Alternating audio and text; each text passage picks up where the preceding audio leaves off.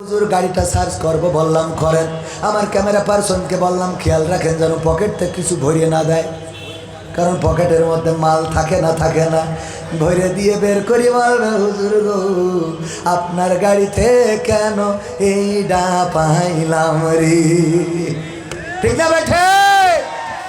ও আমার ভাইরা কিছুই পাই নাই, পানির বোতলে নিয়ে বলছে হুজুর বোতলে কেমন জানি মদের গন্ধ পাওয়া যায়। আমি বললাম মদের গন্ধ আমার এই পানির বোতলে? বলতেছে আপনি সুখী দেখেন, আপনি শোকেন, আমি দরকার নেই, আপনি শোকেন আপনিই বলবেন। মানে পুলিশদেরকে এমন বানানো হয়েছিল, আপনার এই যে 3 দেশের পুলিশ প্রতিযোগিতা হচ্ছে, আমেরিকা, রাশিয়া এবং বাংলাদেশ, 3 দেশের পুলিশরে প্রতিযোগিতা করাচ্ছে যে কারা কত দক্ষ। এই যে বাউন্ডারি, এই বাউন্ডারির মধ্যে যাও, এই বাগান জঙ্গল এর মধ্যে কোনো হরিণ আছে কিনা, এসে যারা সবচেয়ে তাড়াতাড়ি দ্রুত রিপোর্ট দিতে পারবে আমরা বুঝে নেব তারাই ফার্স্ট। আমেরিকার পুলিশ তারা 1 ঘন্টার মধ্যে ওই বাউন্ডারি থেকে এসে বলে যে এখানে কোনো হরিণ নাই। রাশিয়ার পুলিশ এসেছে 3 ঘন্টা পরে, এসে বলে এই জঙ্গলের মধ্যে কোনো হরিণ নাই। বাংলাদেশের পুলিশ আসছে 3 দিন পরে। কয়দিন পরে? সাথে করে একটা ধাড়ি ছাগল ধরে, মুখে দাঁড়িয়ে আছে তো ধরে এনেছে, এসে বলতেছে এই যে আমাদের একটু সময় লেগে গেল আসতে, কারণটা কি? কয় এই জঙ্গলে তো কোনো হরিণ নাই। হরিণ যে নাই আমেরিকার পুলিশ 1 ঘন্টায় বুঝেছে, রাশিয়ার পুলিশ 3 ঘন্টায় বুঝেছে। তোমাদের 3 দিন কেন লাগলো? 3 দিন লেগে গেল এই জন্য আমাদের তো পাঠাইছেন এই জঙ্গলে হরিণ আছে কিনা খুঁজে দেখতে। আমরা খুঁজে খুঁজে কোনো হরিণ না পাওয়ার পরে 3 দিন ধরে টেনশন করছিলাম কি করা যায় কি করা যায় কি করা যায়। আমরা পরে পরামর্শ করলাম যাই হোক আমরা খালি হাতে ফেরা যাবে না, এই জন্য হঠাৎ করে দেখি এই ধাড়িটা সামনে দিয়ে যাচ্ছে, এই ছাগলটা অমনি ধরে ধরে গ্রেপ্তার করে নিয়ে আসিছি। কয়েকটা ফায়দাটা কি? ফায়দা হলো আপনি পাঠাইছেন হরিণ খোঁজার জন্যে, যেহেতু জঙ্গলে হরিণ পাই নাই, এই ছাগলটারে 15 দিন রিমান্ড রেখে দেন। রিমান্ডে নিলে এই ছাগল নিজে মুখে বলবে আমি হরিণ, এই ছাগল নিজেই স্বীকার করে নেবে আমি হরিণ। হুজুর আপনি সুখে থাকেন, মদের গন্ধ আছে না নাই? হুজুর সুখে যদি না পায় তাইলে হুজুরের হাতে হাত করা লাগাবে, জেলখানায় নিয়ে যাবে, রিমান্ডে নেবে। তারপরে হুজুরির আবার ওই বোতল শুকাই বলবে হুজুর বলেন দেখি মদের গন্ধ পাওয়া যায় নাকি যায় না। হুজুর ডিম খাওয়ার ভয়তে বলবে যে হ্যাঁ পাওয়া যায়। বোঝেন না? নিজে মুখে বলবে। বুদ্ধি ছিল না এই কাজগুলো করা হয়েছে। আলেম ওলামাদের নির্যাতন, পুলিশ যা চেয়েছে তাই করেছে, যার নামে ইচ্ছা মামলা দিয়েছে, যার নামে ইচ্ছা রিমান্ড ডেকেছে, যার নামে ইচ্ছা যা ইচ্ছা মামলা দিয়েছে। জীবনে যে মুরগি পর্যন্ত আমি কত বছর হয়ে গেল আমার মনেও পড়ে না, আমি নিজে প্রতিদিন গোশত খাইলেও কোনো মুরগি, গরু, ছাগল, হাঁস, পাখি কোনো কিছু আমি নিজে জবাই করি না। আমি নিজে জবাই করি না, আমার কষ্ট লাগে। খাওয়ার সময় আরাম লাগে কিন্তু নিজে জবাই করি না, কষ্ট লাগে যে একটা প্রাণী একেবারে চোখের সামনে মেরে ফেলছি সাথে সাথে। যদিও আল্লাহ হালাল করেছেন, এটা হারাম করার কোনো নাই। আমি এটা আমার ব্যক্তিগত বিষয় যে আমি কোনো কিছু জবাই করি না। আমার বাড়ির মুরগি জবাই করার জন্য পাড়ার লোক, পাড়ার মানুষ ডেকে আনা লাগে যে আমার এটা জবাই করে দাও। তো এই যে মুরগি জবাই করি না, অথচ আমার সামনে দেখা যাবে যে মেশিন একটা ধরাই দিয়ে 3টা হত্যা মামলার আসামি, কথা কয় না। অথচ আমি তো বলেই দিলাম যে আমি মুরগি জবাই করি না, তাইলে বলতেন যে মেশিন এটা তো আরও পরের কথা, মুরগি যে জবাই করে না সে মানুষ মারবে এটা কল্পনা করা যায়। এই জন্যে মানুষ উজ্জীবিত হয়, আপনাদের মাথায় রাখতে হবে। এরপরেও যদি যারা এখনও সেই পক্ষে কথা বলেন, লিফলেট বিতরণ করেন, রাজপথে দাঁড়াতে চান, পোস্টার মারতে চান, তাদেরকে বলতে চায় আপনাদের লজ্জার কোনোভাবে হবে। এত কিছুর পরেও আপনাদের মনে হয় না পিলখানায় হত্যাকাণ্ড চালালো, ছাত্র জনতার বুকে গুলি চালালো, আলেম ওলামাদের নির্যাতন করলো, নিরপরাধ মানুষদেরকে জেলে ভরলো, ফাঁসির কাস্টে ঝুলিয়ে শহীদ করলো, আল্লামা সাঈদীকে ইঞ্জেকশন পুশ করলো। এত কিছু করার পরেও আপনারা বলেন যে আগেই তো ভালো ছিলাম। তার মানে আপনাদের অবস্থা হলো কোনোভাবে লজ্জা হওয়া সম্ভব না। ওই যে আমাদের মাহমুদুল হাসান জিয়াদি ভাইয়ের উদাহরণটা দিই যে একবার ওয়াজ করে যাচ্ছে, তেমাতনায় দেখে একজন পায়খানা করতেছে, রাতের অন্ধকার, রাত 12টার সময় চিন্তা করলো এই রাস্তায় পায়খানা করতেছে, এটা তো ঠিক কাজ না, ভালো কাজ না। একটু লজ্জা দেওয়ার জন্যে মোটরসাইকেলের হেডলাইটটা ঘুরাই ধরেছে যে ও যেন লজ্জা পেয়ে আর এই কাজ না করে। ও লজ্জায় এত পাওয়া পেয়েছে যে লুঙ্গি তুলে মুখ ঢেকে চুপচাপ বসে আছে। লজ্জা পেয়েছ না? এখন এদের অবস্থা এরকম, লুঙ্গি খুলে যায়, যাক মুখ ঢেকেতে পোস্টার মেরে বেড়ায়, আসে না নাই? ওরে বাবা, তুই যে পোস্টার মারিস, তোর কি মনে হয় না কত অন্যায়, কত অপরাধ, এই হাতে কত রক্ত, শুধুমাত্র গুলি করে ক্ষান্ত হয় নাই, এই লাশগুলো আবার গাড়িতে তুলে পেট্রোল ঢেলে আগুন লাগিয়ে জ্বালিয়ে পুড়িয়ে ছারখার করা হয়েছে। এত কিছুর পরেও যদি তোমাদের মনে হয় আরও কিছু বলা দরকার, তাইলে তোমাদের জন্য আমাদের আর কোনো ওয়াজ নাই, তোমাদের জন্য আবাবিলের পাথর ছাড়া আর শেষ রক্ষা হবে। কথা কয় না? তোমাদের জন্য এর বাইরে আর কিছু নাই। আল্লাহ বললেন ওয়াতুইজ্জু মান তাশাউ ওয়া তুযিল্লু মান তাশা। আল্লাহ যাকে চান তাকে ইজ্জত দেন, যাকে চান তাকে বেইজ্জতি করেন। এটা এত দেখার পরেও থানায় পুলিশ গ্রেফতার হচ্ছে, এইটা দেখার পরেও তোর হেদায়েত হয় না।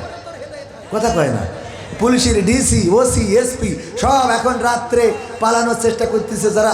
আবার দুই একজন দেখি ফেসবুকে স্ট্যাটাস দিচ্ছে বিদায় বাংলাদেশ, এয়ারপোর্টে যেয়ে টার্মিনাল থেকে একটা ছবি তুলে বাড়ি যেয়ে ফেসবুকে স্ট্যাটাস দিচ্ছে বিদায় বাংলাদেশ, অথচ বাড়ি থাকে। বুদ্ধি, শয়তানি বুদ্ধি।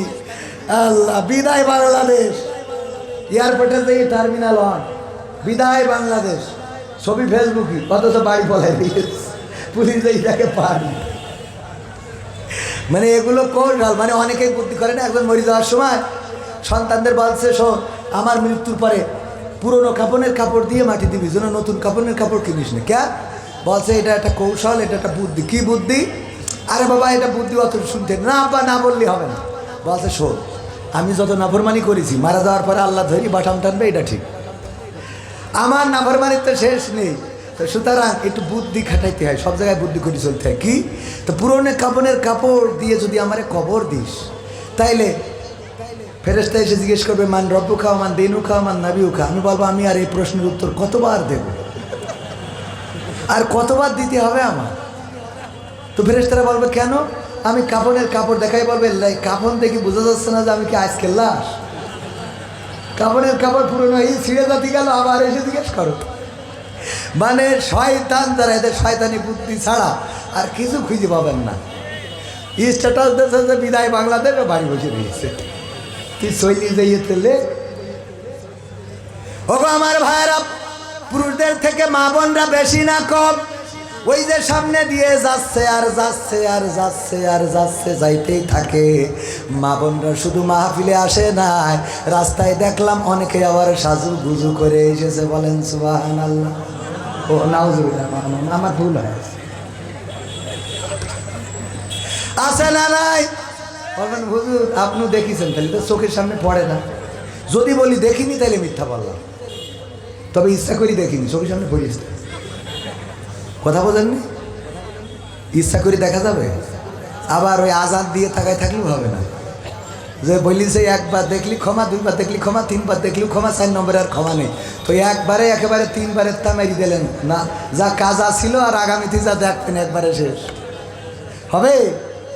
ওগো আমার যুবকেরা, আমার মা বোনেরা যারা সাজুগুজু করেন, তাদেরকে বলতে চাই, আল্লাহ বলেছেন ওয়াকরনা ফি বুয়ুতিকুন্না ওয়ালা তাবাররাজনা তাবাররুজাল জাহিলিয়াতিল উলা। ওগো নারীরা পর্দার মধ্যে থাকো, জাহিলি যুগের মেয়েদের মতো সাজুগুজু করে নিজেদেরকে প্রদর্শন করে বেড়ায়ও না। কথাটা কার? কথাটা কার? আল্লাহ বললেন সাজুগুজু করবা না, নিজেদেরকে দেখায় বেড়াবা না। আর আমার মা বোনেরা এখন সিদ্ধান্ত নিয়েছে, আল্লাহ ভাতও খাবো, মুড়িও খাবো। ভাতও খাবো, বোঝেননি মনে হয় আমার কথা। সভাপতি জনাব আলহাজ মুক্তার আলী বিশ্বাস সাহেব, উনি বলল তোমাদেরকে একটু পিকনিকে নিয়ে যাব গদখালিতে, আমার সাথে 10 জন যাইতে পারবে। উনি 10 জনরে দাওয়াত দিয়েছে, আমরা 10 জনের জায়গায় এমনি সেমনি করে 20 জন হয়ে গেছে। সভাপতি জানে যে 10 জনরে ডাকলে 20 জন হবে, কারণ সে প্রভাবশালী মানুষ। এই জন্যে বুদ্ধি করে 10 জনের জন্য ভাত আর 10 জনের জন্য মুড়ি ভাজা এই জাতীয় কিছু নিয়েছে, যে অন্তত যদি লোক বেশি হয় তাইলে কিছু লোকের ভাত খাওয়াবো আর কিছু লোকের মুড়ি খাওয়াবো। আমার কাছে জিজ্ঞাসা করছে কবির বিন সামাদ, আপনি কি খাবেন, মুড়ি খাবেন না ভাত খাবেন? আমি বললাম ভাত খেয়ে তারপর মুড়ি খাবো। বেকায়দা না? উনি বাঁচাতে চান যে যদি কেউ ভাত খায় তাইলে মুড়ি খাওয়াবো না, আর কেউ মুড়ি খাইলে ভাত খাওয়াবো না। বলে দিলাম ভাত খেয়ে। তারপর ওই যে ডাক্তারের কাছে যে জিজ্ঞেস করছে না, ডাক্তার বলেছে যে শোনেন আপনার যে শরীরের কন্ডিশন, আপনি এখন থেকে সকালে একটা, দুপুরে 2টা, রাত্রে 2টা রুটি খাবেন। তা বাজা হুজুর ডাক্তার সাহেব ভাত খাওয়ার আগে না খাওয়ার পরে? বাজার শয়তান তোর ভাত খাওয়াবে না বলেই তো বলছি রুটি খাতে। ওর খাওয়ার আগে না পরে হিসেব করতেছে রুটি খাবে। ওর বেকায়দা অবস্থা হয়েছে বলেই তো একটু কন্ট্রোল করে দিচ্ছে যে একটা রুটি, 2টো রুটি, 2টো রুটি। ও বলছে ডাক্তার সাহেব ভাত খাওয়ার আগে না পরে? কথা বোঝেননি? হ্যাঁ, 4 ডের মধ্যে আমি যদি শেষ করতে পারেন করে দিই। আমারও কষ্ট আছে, বলবো আর একটু। হ্যাঁ, 4টে পর্যন্ত তো ভালো করে বুঝেন। আমি টাইমের ব্যাপারে খুব এলার্ট। আমার খাতি দেন না দেন টাইমটা ঠিক রাখে। আমার 2টা জিনিস ঠিক রাখতে হবে, একটা হলো আর্থিক বিষয় আর একটা হলো টাইমের বিষয়। এই দুটোরে জীবনে যে গুরুত্ব দিতে পারিনি সে জীবনেরই গুরুত্ব দিতে পারিনি। বোঝেননি? সময় মানেই তো জীবন। আমি যতজনের টাকা ধার দিয়েছি খুব কম লোকই পাইছি যে টাইম মতো রাইট টাইমে টাকা পরিশোধ করেছে। এমনকি ইমিডিয়েট একজনের টাকা ধার দিয়ে জানুয়ারির 16 তারিখ 15 তারিখে দেওয়ার কথা, ফেব্রুয়ারির 15 চলে গেছে, না যাইনি এখনো যাবে। আমি চাইছি, বলছে ভাই চাপ দিয়েন না, আমি লাইন মতো করে দেওয়া নেই।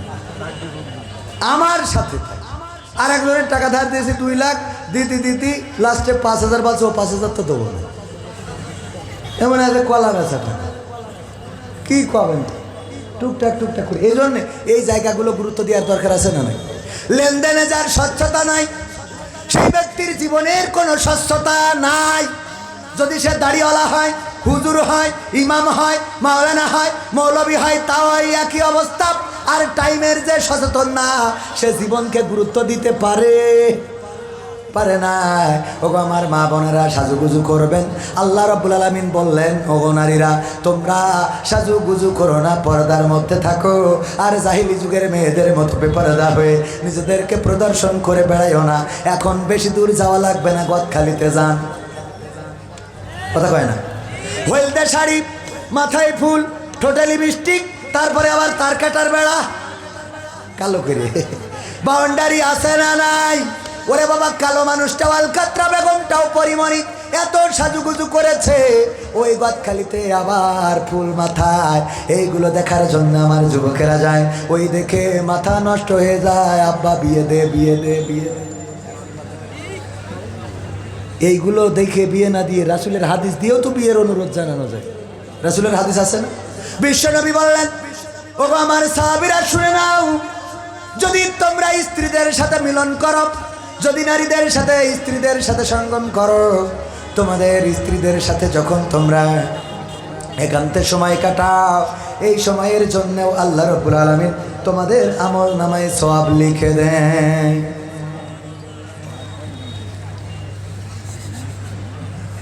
বোঝেননি? সাহাবীরা একটু লজ্জা পেয়েছে। হুজুর, স্ত্রীদের সাথে মিলন করলে সওয়াব, এটা কেমন কথা? আল্লাহর নবী বললেন, লজ্জা পাওয়ার কিছু নাই। ওগো সাহাবীরা, এই অপরাধটা, এই কাজটাই যদি তোমরা তোমাদের স্ত্রীর বাইরে পরনারীর সাথে করতে, তাহলে আল্লাহ গুনাহ দিতেন কিনা? সাহাবীরা বলল, আলবত গুনাহ দিতেন। শুধু তাই নয়, এই অপরাধ করার কারণে দুনিয়ার শাস্তি হলো মাজা পর্যন্ত গেড়ে দাও, তারপরে ইট পাথর নিক্ষেপ করে সঙ্গে সার করে দাও। আল্লাহর নবী বললেন, যেই অপরাধ করলে আল্লাহ গুনাহ দিয়ে দিত, ওই কাজটাই যখন বৈধ জায়গায়, হালাল জায়গায় করো, আল্লাহ রাব্বুল আলামিন সওয়াব দিয়ে দেন। বলেন সুবহানাল্লাহ। সুতরাং যুবকরা এই হাদিসটা বাবাকে বলবেন, বাবা আমাদের সওয়াব যেহেতু আছে, বিয়ার 1 বছর পরে করে লাভটা কি? কথা কয় না? বরং 1 বছর পরে তুমি দাদা হবা, মা দাদি হবে, এই কাজটা কেন করে দাও না? আর আমাদের তো সওয়াব হবে। এই কথা বলে বিয়ের অনুরোধ করা যেতে পারে না? পারে না? বিয়ের অনুরোধ করবেন। ওগো আমার মা বোনেরা, আর আপনারা যে চেহারা দেখান, আলকাতরা বেগম পরিমণি সাজেন, এই সাজার পরে কিন্তু বাসরের পরে আস্তে করে 3 রাত 5 রাত 7 রাত 1 মাস 2 মাস, তারপরে সম্পর্কে ফাটল ধরে যায়। বলেন ঠিক কিনা? ঠিক না বেঠে? কারণ কি? একজনের বিয়ে হয়েছে, বিয়ে করার পরে কেশবপুরের বিউটি পার্লারের যে মালিক, তার কাছে যেয়ে বলছে, ভাই এই যে আপনার জন্য iPhone 16 pro max, iPhone 16 pro max 2 লাখের উপরে দাম, এটা দিলাম আপনাকে। কেন? কয় আপনি কালকে আমার স্ত্রীকে সাজিয়ে দিয়েছিলেন। খুশি হইতেছি। ও আল্লাহ আল্লাহ, এইরাম স্বামীর যেন আরো 3টে বিয়ে হয়। দিয়েছে কি আইফোন 16 প্রো ম্যাক্স কভার, খুব সুন্দর করে এটা দেওয়ার পরে চলে এসেছে। কভার খুলে দেখে কিসের আইফোন 16 প্রো ম্যাক্স, ওর মধ্যে কভার খুলে দেখে নোকিয়া 1100 গাডার মারা বাটনে কাজ করে না, লেখা রয়েছে এখন কেমন লাগে। এখন তার মানে হলো গতকালকে তুমি যেইটারে সাজায় দিছিলাম ওইটা আমি ওই যে ঘুমটা বাসর রাতে ঘুমটাটা সরাইলাম, সরাই দেখলাম পরিমণির খালাতো বোনের মতো লাগে। কিন্তু গোসলের পরে সকালবেলা দেখি এইটা আগে মনে করেছিলাম আইফোন 16 প্রো ম্যাক্স, গোসলের পরে সকালবেলা দেখি নোকিয়া 1100, তারপরেও গাডার মারা বাটনেও কাজ হচ্ছে না। কথা বোঝেননি? এরকম ঘটনা ঘটনা। আর আগের সময় বিয়ে দিতে গেলে আমার সভাপতি সাহেব মুরব্বী যারা আছেন তারা যে জিজ্ঞাসা করতেন, ওগো মা বলো দেখি তুমি কোরআন পড়তে পারো কিনা? বলতো হ্যাঁ পারি। তাইলে এই কোরআনের 2টা লাইন পড়ে শোনাও। বের করে দিয়ে সামনে ধরা হতো, নাও 2টা লাইন পড়ে শোনাও।